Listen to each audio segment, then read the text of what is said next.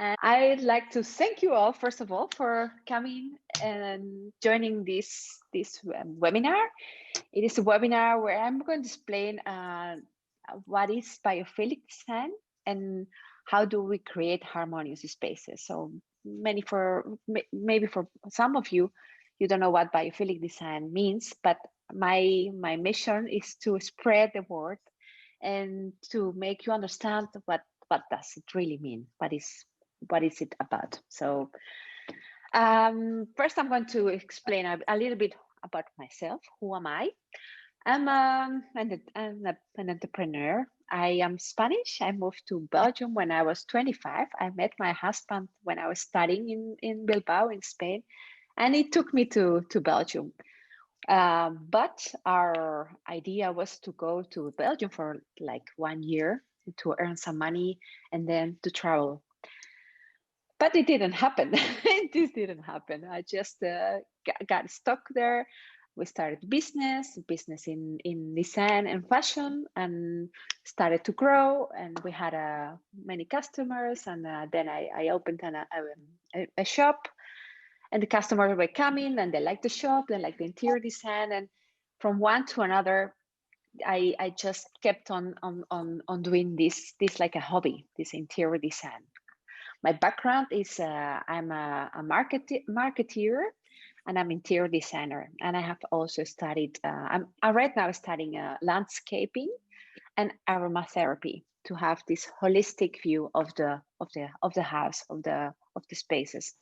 So that's a bit my background. Why did I choose for the interior design? This is something. Yeah, my father was an interior designer, so I've been always surrounded with nice things and lots of magazines, and he was always growing, and I always wanted to be an interior designer. But when I became 18, he said, you just have to become something more serious. You should go to study economy. It's something I didn't like, really. And so I did that. I followed that with marketing, and that's how I met my husband. And once I was in Belgium, I decided to do this interior design studies because it just came back in my mind to do that. Anyhow, enough of myself.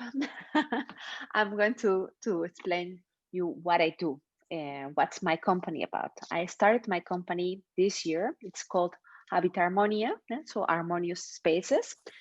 And my mission is to create beautiful, serene spaces with passion. So what I do is I improve the quality of life of my clients and of the living spaces by bringing nature into the spaces. So I kind of create magic by incorporating nature in our busy lives. You probably here because you want to know about what is biophilic design, or you are starting changing some things in your place, and you don't know actually what you have to do that, or you're not feeling good, or you want to feel a bit more harmonious in your space, or you want to create a cocoon space. This is the webinar for you if you're waiting for this. This is let me change my. This is Samuel Johnson. He's a writer from the UK, and he wrote, "Deviation of nature is deviation of happiness." I love this quote. So we should take care of ourselves by thinking about nature. This is something you should keep in mind. I'm not now going to drop some figures because this is something very impacting when people see that. Look at this, 66% of, by 2050, excuse me, 66% of the developed world will be urbanized, and therefore we are becoming increasingly distant from nature. Next figure, 11.7 million in the UK in 2015, 11.7 million working days were lost due to stress. This means that there is a lot of stress out there. In 2002, the European Commission estimated the cost of work-related stress in the European Union to be about 20 billion per year. So yeah, I always stress that a lot. The stress is everywhere, and especially nowadays. I will explain this with the COVID problem. We have to take care of ourselves and of our spaces. And another figure, Americans spend 93% of their times indoors, and us Europeans between 85 and 90%. This is the ribbon for stress. The World Health Organization has called stress as the health epidemic of the 21st century. Yes, we have the pandemic right now, but this stress factor is very, very important, and it's costing a lot of problems to employers to attack this fact. Let me show you something. We recover significantly faster from stress when we are exposed to a natural environment compared to an urban environment. Does anybody know anything about Shinrin-yoku? I don't know if you're... Is that forest bathing? Yes, great. Yes, so it's forest bathing. This is term which is coming from Japan.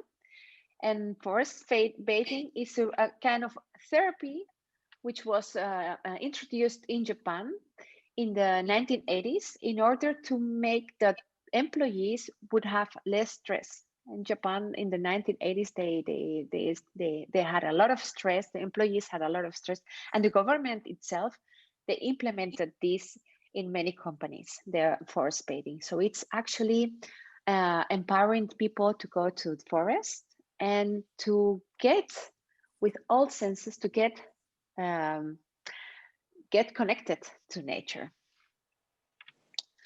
So now I'm going to start talking about biophilic design and biophilia. Biophilia, it means, actually, the word biophilia is love for nature. It's the relationship we have with nature. And biophilic design is this love for nature applied into the spaces we are living to, in these architectural spaces, in the built environment. So biophilic design, one more time, is bringing nature and the elements of nature into our spaces to improve our well-being, our health, our creativity, our productivity, and our happiness. I love saying I create happy spaces.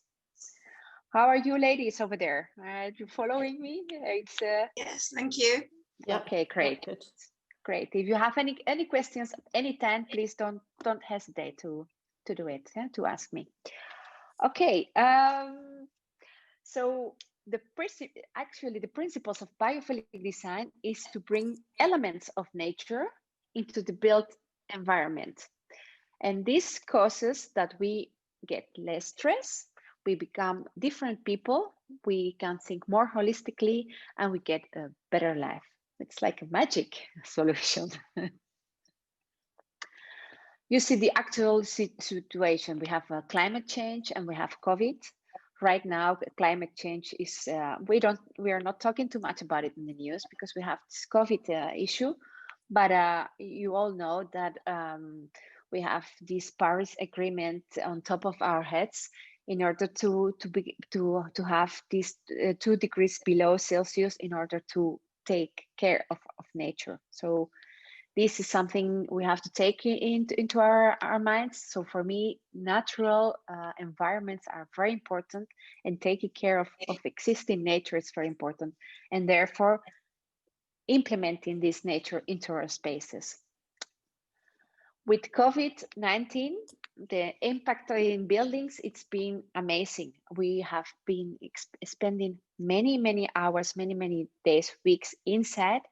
And as a result of that, there has been a lot of stress coming out into people. We don't know the impact we will have mentally with this situation. And there are many scientists which are already developing strategies to do that. My goal is to implement little tricks in order to get a less stress feeling once we are inside, once we are in these confinements. We will be there. I'm afraid that, as I see in the news, might come back to us in the following weeks, and I think it's time to reflect about it, to think about it, and to see how we can improve by little things our spaces. So nature, as I say here, can play a very valuable role. So as I said, we spend 90% of times indoors, and we should create more outdoor spaces in our inside spaces. Have you ever thought about the effect of applying windows, of opening windows in your spaces? Do you know what it does to you when we apply windows? Does anybody know that? I'm sorry, what do you mean by applying windows? Well, what I mean applying windows is when we have big windows, when we have a big, when we can actually have nature in our space by seeing it through our windows. Yes, that do I see it right? Sometimes my English is a bit quirky, but do you understand it? Yeah. What I mean? Yeah. That's what we did when we redesigned our house. Great. We had a huge picture window. Right. So we have 180 degree view. Oh, that's lovely. That's actually the best trick you could have when applying biophilic design. It's the fact of getting the nature inside, or the light. We are actually working in circadian rhythm. You know, circadian rhythm is how our body responds to the light during the day. So in the morning, the sun rises, then it goes higher, there is more light, and then at the evening, noon, it's coming down and there is less light. So this is a natural way of implementing biophilic design, having a window. We could do it by implementing different types of lighting systems, but I'll come back late. I'll come back later to that. Something also very for you to think about when we have a sea view, for example. Real estate, hotels, and restaurants are more expensive. So see the implementation of having the nature around us, it already in these spaces, it's very important. Another thing to think about, biomimetics. This is actually probably for you, Nadine. It's you see this is the Sagrada Familia in Barcelona from Gaudí. He used a lot of biomimetics. This is making nature or translating nature into the spaces. Like when you have these rounded stairs or this morphology, this is something which is very important for biophilic design. Okay, a bit of science. As you see, there is a lot of scientific research behind the biophilic design.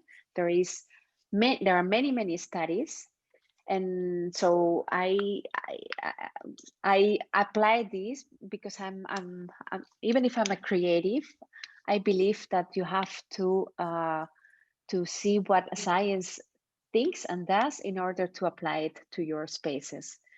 And you see there in schools, for example, when they apply biophilic design, this is actually a school right there, a Montessori school, which is placed here in Valencia, and it's in an eco system where people are building their own barrio, their own how do you say that in English? Their own community.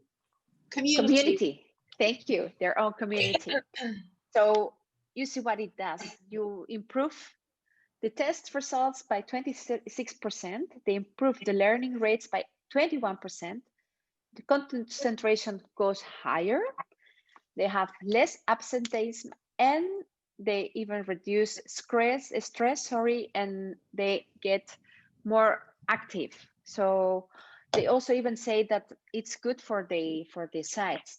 So it's by applying the techniques of biophilic design, you get better better results, let's say. In retail, when in retail applying vegetation or landscaping, it you see there increase the average of the rental rates for, I don't know, for those maybe who have some retail or some real estate businesses.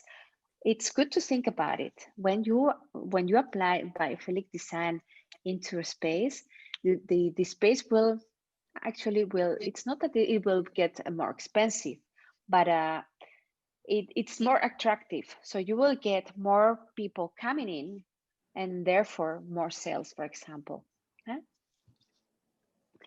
In hotels, you know, 36% no in hotel lobbies, when there is some water view or when we have a lot of plants, people spend more time at the lobby.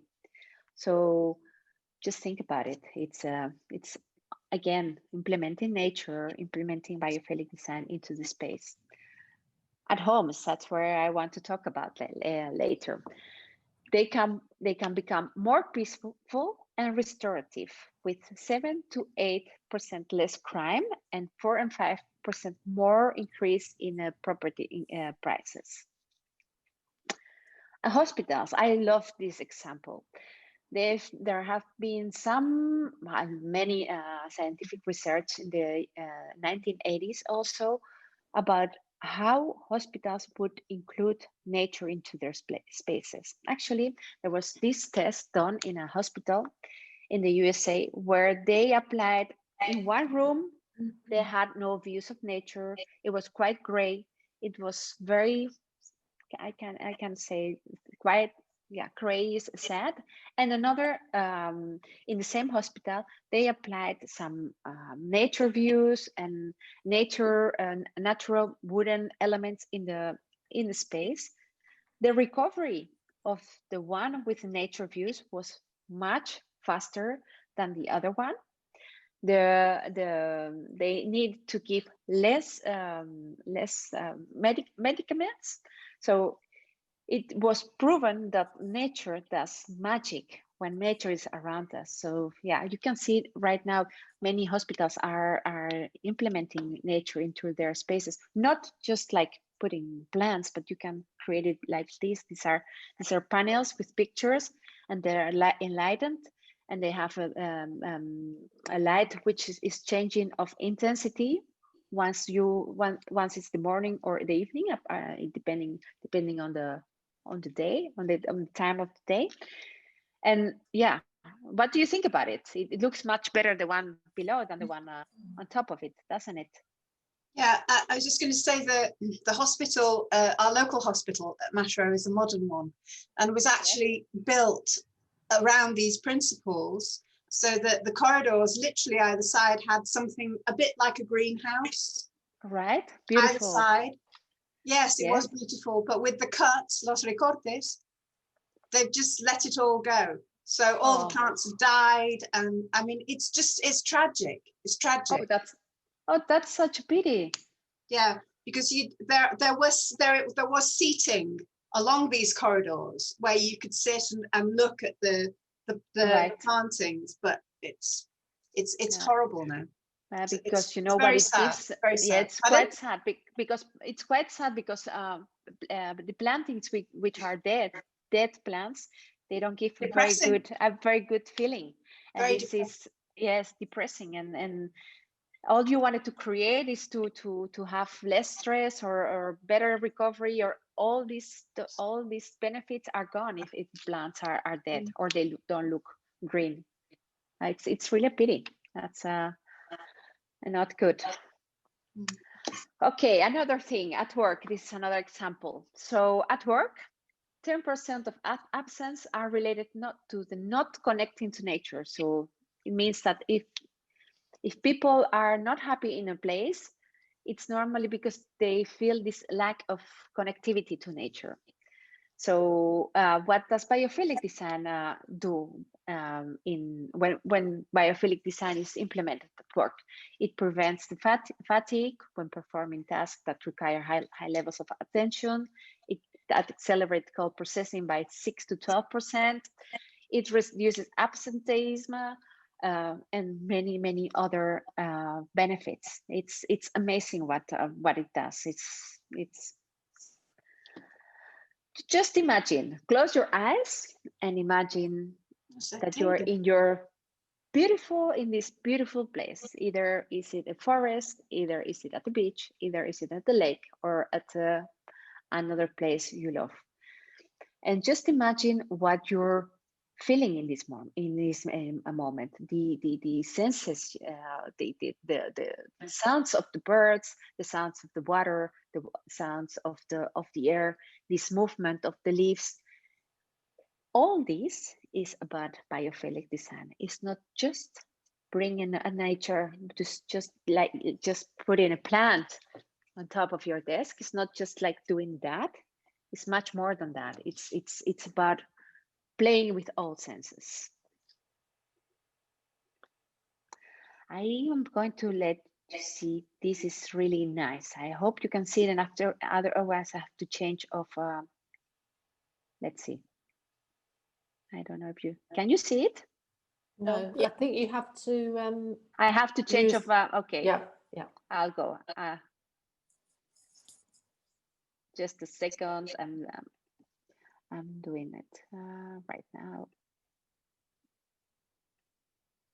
and I'll share it. Okay. And now.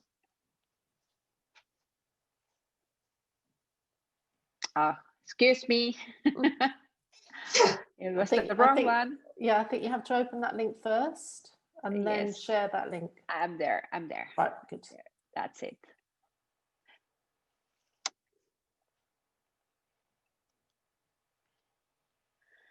So this is a beautiful example of what biophilic design can do. It's not just putting greenery or just putting wooden elements. It's also about the movement and about the feeling it gives you when you see that. You get, this is implemented in an office space, and when people go to the balcony, they can get to see this. I love it. I don't know how you like it, ladies, but for me, it's so inspiring. It's like when you have these kids' mobiles, this movement gives you a kind of a serene feeling about it's about getting this harmonious feeling. Anyhow, I'll go back. I was watching something the other day that sculpture which is actually moves by vibration. Yes. Yeah, it was amazing. The vibration forms patterns. Oh, great. Oh, it was like on a large table, and the patterns constantly change just with it's just like a salt on top of the table, and the vibrations are on the table make the patterns change like a kaleidoscope. It was amazing. That's beautiful. Hypnotic to watch it. It's that what I always, when I talk to, because I'm a little fish in the big pond, and I'm not an architect, so I don't change drastically the spaces. But when I talk to architects, and we talk about these elements from the biophilic design, we get so excited because you can create so many beautiful things. Taking the example of nature, it's amazing, and it's not just like what you see; it's also what you feel and what you hear and what you smell. It's amazing. Anyhow, now I'm going to give you some tricks to create a more harmonious space. The first one is natural lighting. As I said, also it was a hint with this with opening your windows and this slide I showed you. you have to capture and bring light into our homes, and the best way to do it is by using natural light. So if you're working at home, I suggest you take a place where you can look at the outside. It's the best place. When it's different when you're doing a Zoom and you don't want to have the Zoom, which is taking which is it's giving too much light to your to your to your office, and you don't get concentrated. This is something else. When you're Zooming, it's something else. But when you're working, I suggest you put your desk next to the window. Does anybody do that? Window's just here on the left. Yeah, my Okay. window's just next to me. Yeah. Great. My desk is outside. So that's already, yeah, it's like obvious, everything, but for some people it's still, yeah, they're looking at the wall, and they have their window at the back, and say, no, you should just try to put yourself outside, even Or when you're worse, in Barcelona, there yes, are lots of rooms that don't have any light. They are interior rooms. that's yeah, in Spain It's very, very in, common yes, in flats in Barcelona to have these interior rooms with no natural light. it's awful. I don't know who is the architect doing this. This is not these are not spaces done for people. It's a dog kennel. Yeah, it's awful. Okay, and another one, clutter. Oh yes, my favorite. Yeah, I think many people's favorite, also my favorite. I have 3 kids myself, so it's quite, yeah, it's clutter everywhere all the time, and I'm all the time behind them. Come on, we have to tidy up. We have to. What does clutter you actually? We humans, we are constantly looking around, and we are constantly looking for yeah, we actually, our brain works like this. If clutter is in our pace, we get stressed because we cannot conceive this messy thing. So that's one of the first things I say to my clients. Clutter is important. So you have to think about having the right cupboards, the right boxes. If you have like these IKEA boxes, which are transparent, please just put something to cover it and not to be able to see what it's inside, because it's still clutter. It's in a box, but it's still not, it's a bit tidier, but it's still, you're looking what is inside. So the more clean, the more zen that you can have is when it's all in cupboards. A good decoration, for example, is the 80-20 principle. So you put 80% of the things inside of your cupboards, and 20% you put them out of the cupboard to show them. So the nice books, or when we have a library, it's quite difficult. It's different, but we have a shelf. We put some plants, we put some pictures from our relatives, or we put ceramic vase, or this is how we work in interior design. But with biophilic design, I really emphasize the importance of not having clutter, because we get stressed with that. So yeah, I know we all have that. I do have these problems as well, because having kids, anyhow, plants. Introducing plants into your space. And when we talk about plants, it's about leafy plants, all kind of plants, but forget about cactuses.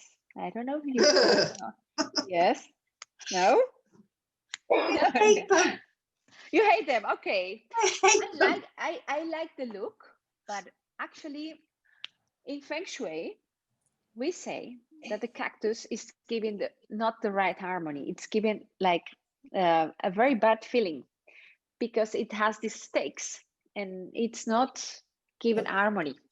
So if you have any cactuses, I would suggest to put them outside and to bring the more leafy, more greeny plants into the space, into the home, or into the working space. And if you are not able to do that, then just fake it. Then it's okay to put a fake plant. It's better to do that than not to have a plant. So for those who are not very, like, we don't have green fingers, green hands, and they're not good at plants, I suggest first to start with that, because it's about looking at the plant. Of course, a living plant is going to give us a better serene feeling, because we see the plant growing. We have to take care of the plant, and this effect of taking care of plant is also a way of I matter for somebody or for something. And this is something psychologically, it is also it helps to reduce stress as well.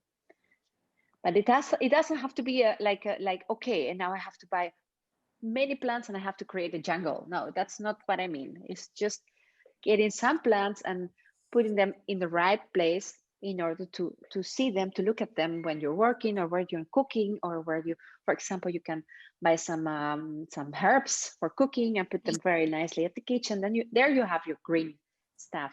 I always say in each room a little bit of green, even in the sleeping spaces in your bedrooms. There is this myth that you shouldn't put plants in your bedrooms, but of course you don't have to put many of them. But if you put one, it's okay. You have to always see that you open your windows. That's something that I also suggest all the time. Every day, open your windows, get fresh air, and you're already more, when you're a bit feeling down, open the windows. Hopefully it's not raining, and then you get this air, and you're more euphoric. So sounds, who thought about that? Sounds. So if you have, I don't know, Spotify, there are many of these natural sounds for free out there.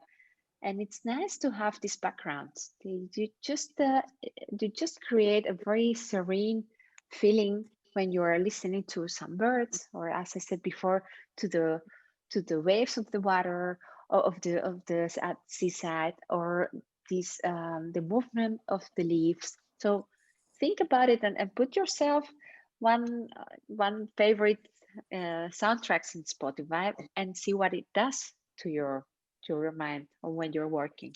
Just try it out. Smell. Yes, I'm a fan of it. I have here to show you. I am crazy about aromatherapy. It's amazing how brain works with certain smells. For example, if we are, it's known for everybody that when we go to sleep, lavender, it's very good. You get distressed with lavender. Yes, in this period of anxiety with COVID, we are working in a constant stress feeling. So I suggest, if you have like a diffuser, to put some lavender in there, because you won't get like sleepy. You will get a bit more calm. And other way to if you want to be more productive, for example, you can use peppermint. Peppermint helps you to get more concentrated, to be more focused when you're working. If you want to have in the morning like a happy feeling, put some lemon. But keep in mind, there are many products out there, and it's certainly good to think about buying good things, like there are good brands out there which are selling 100% certified scenes, and it's better to do that, to invest a bit on that, because many of the scents that are out there are mixed with chemical stuff, and this is not what we want to have. So yeah, it's an advice I give you. So as I explained, my mission is to create spaces, and the spaces should be part of nature. So my favorite spaces are full of wood, They have linen curtains and lots of natural materials and many different lighting systems in order to create these cocoon spheres, let's say racks, natural racks, and so on and so on. So I wanted to put it here, the principles of biophilic design. So we have to do it all the time. I mean, it's people think that biophilic design, it's a tendency. It's like a new way of decorating, like a new style. Like we have the Bohemian style, we have the Scandinavian style, we have the industrial style, and so on. So biophilic design is not a type of design. It's not when you see a place full of plants, this is not biophilic design. It's, oh, I made a mistake. I see it there, the skin. I see it right now. It's more than that. It's about thinking about the textures we're going to implement, thinking about the feeling you want to achieve in this space, and this has to be integrated with either furniture, either sound, either aromatherapy, either color therapy. It's very important also in biophilic design. So these are all things that we have to take into account when decorating a space. So for me, this biophilic design is the basic for all type of designs, all type of decoration designs. Is it okay, ladies, up to there? Yeah. Great. Yeah. There's a very good series on Spanish TV. Well, it was ongoing up until a couple of weeks ago, which was taking there were places in France, obviously places in Scandinavia, where they were actually using these principles as part of sustainable design. Right. So you've sort of talked about a sustainable, a sustained commitment, but it's also about sustainability. Right. And the programs are absolutely brilliant in terms of their ideas for not just recycling, but not having to use things that contaminate the environment. Right. That's my mission as well. I've firstly, when I see my clients, when I talk to my clients either online or excuse me, offline, I get to know them. I get to know the place they are, and I want to know what they have, what they actually, which type of furniture they have. I don't want I don't want them to buy everything new. If we can give a second life to the things we have, for me it's much better. And this is by doing this coaching things I do. I coach people, and I coach them like what I'm doing right now. I'm giving you examples of how you can do it, and I coach them by saying, okay, this you could reuse it. If you cannot reuse it, you can maybe give it to a friend, or at the last process, at the last thing of the process, then you can give it to somebody online, and you can sell it, I don't know, via one of these Wallaloop applications or whatever. And it's all about sustainability. It's all about buying also materials which will last longer. Like I said, aromatherapy, which is pure, and lighting, which will create this feeling, so and so on and so on. But it's great. How is it? I heard about this when somebody talked to me about this series, but I haven't had the chance. I'll try and find it for you and send it to you. Okay, great. You'll love it. You will love it. I think so. If it's just what I love it. I love this type of series and of documentaries. Stephen Keller, this is one of my Bibles. my Bible. These biologists and naturologists, together with many other, has written many books. We have Biophilic Design, Nature by Design. This is amazing information for us in order to understand how we can implement nature in a very creative way. Yes, as I said, the power of nature, we are a bit away of not we actually we have no knowledge anymore of what nature does to us and how important it is in our lives. And I always say, you know, we always escape when we go on holidays. We always escape to this nice place in the nature. So we should take into account that we are living in nature, and that we have to apply this into our spaces. So take it into account. This is very theoretical. I'm not going to explain it. It's about the different science techniques inside biophilic design. So what does circadian rhythms do with biophilic design, the blue space theory, how important water is in our spaces, how important is the prospect refuge. I love this one. This is, for example, imagine you're going to a restaurant and all tables are free, and the guy comes to you and says, choose a table. You normally don't take a table in the middle of the restaurant. You will go immediately to one next to a window where you can see the entrance of the restaurant or the doors. It's always creating this refuge as humans, and as humans living in the world for millions of years, of thousands and thousands of years.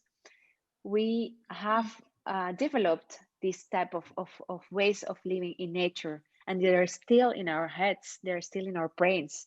We still keep on working this way. We try to make these cozy places, like looking in the Scandinavian countries, this Hege word. It's about creating coziness, about creating places where you can get together and talk and so on and so on. I could keep on talking all morning. Do you want to unshare your? Oh, sorry, carry on. Go. No. Okay. So as summary, this is something that you should keep in mind. Which are the benefits of biophilic design? So first of all, it reduces the levels of the stress hormone, which is cortisol. It raises the white blood cell. It raises the concentration of the children and of the adults. It increases the concentration and the creativity, and includes the problem solving and cognitive function. It calms the mind and strengthens the self-esteem. It improves the short-term memory. It reduces the risk of myopia in children. Encourages children and adults to develop healthy living habits and increase the longevity. So this is like a magic portion of living. What do you think about it, ladies?